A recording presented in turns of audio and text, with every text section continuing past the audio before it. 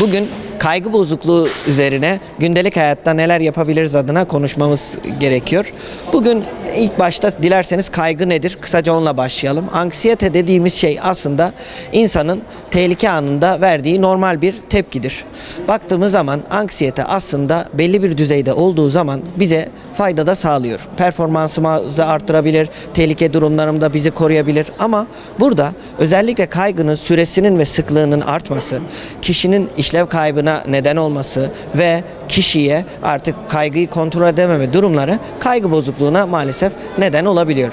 Peki kaygı bozukluğu neye etki ediyor? Aslında insanın hem fizyolojik hem bilişsel, aynı zamanda da davranışsal anlamda kişiyi olumsuz yönde etkiliyor.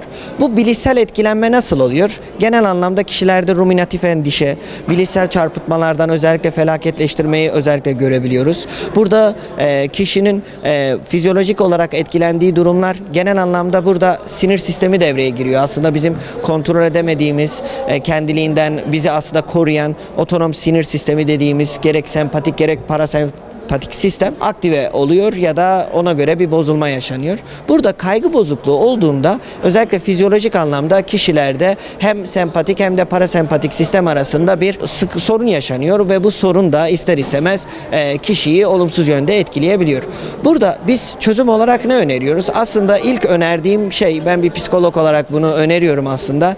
Kişilerin kaygı bozukluğu bazen ilk bir anda kişinin bir kan tahlili yaptırmasını ben öneriyorum. Çünkü özellikle tiroid bozukluklar ya da anemi bazen kişilere özellikle bu noktada bazen kaygılarını nedeni değildir ama kaygılarını arttırabilir durumda kalabiliyor. Bunun dışında özellikle biz kişilere ne öneriyoruz? Gerek fizyolojik gerek bilişsel gerek de davranışsal olarak kişileri geliştiren gündelik yöntemlerde neler vardır? Nefes egzersizi vardır.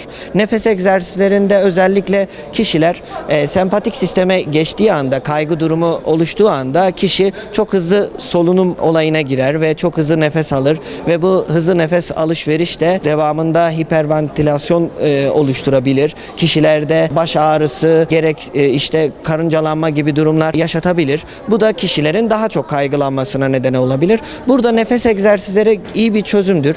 Peki nasıl nefes egzersizi yapmamız gerekiyor? 4 saniye burundan nefes alıp 7 saniye bunu tutup 8 saniyede vermemiz gerekiyor. Biliyorsunuz kişiler kaygılı olduğu zaman nefeslere çok hızlı bir şekilde alışveriş olur ve bu da ister istemez kişiyi olumsuz yönde etkileyebilir.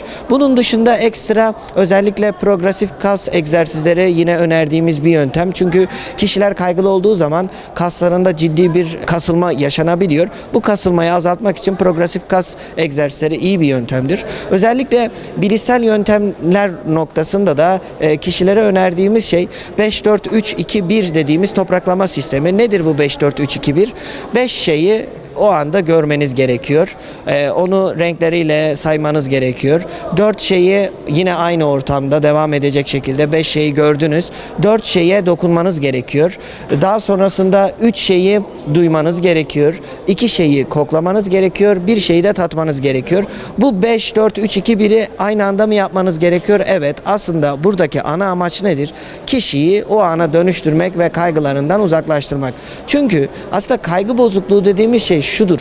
Yani gerçekte olan bir kaygıdan daha farklı olan bir durumdur. Yani evet, siz örnek veriyorum bir köpek gördünüz diyelim. Bu köpeği gördüğünüz zaman tabii ki köpeğin size zarar vermesinden kaynaklı kaygılarınız olabilir. Ama baktınız ki köpek tatlı bir köpek, size saldırma olasılığı olmayan bir köpek. Siz böyle bir durumda hala kaygılarınız devam ediyorsa aslında bozukluk orada kendini daha çok gösteriyor. Tabii kaygı bozukluğu çok başlıkta olan bir bozukluk ama genel anlamda baktığımız zaman anksiyeteyi azaltmak için yapılacak aslında dediğimiz gibi gerek nefes egzersizi, gerek kas egzersizleri, gerek 5-4-3-2-1 dediğimiz topraklama gayet yeterli olabilir. Eğer durum çok baktığınız ki çözülemez hale geliyor, böyle bir durumda mutlaka bir uzmandan yardım alabilirsiniz.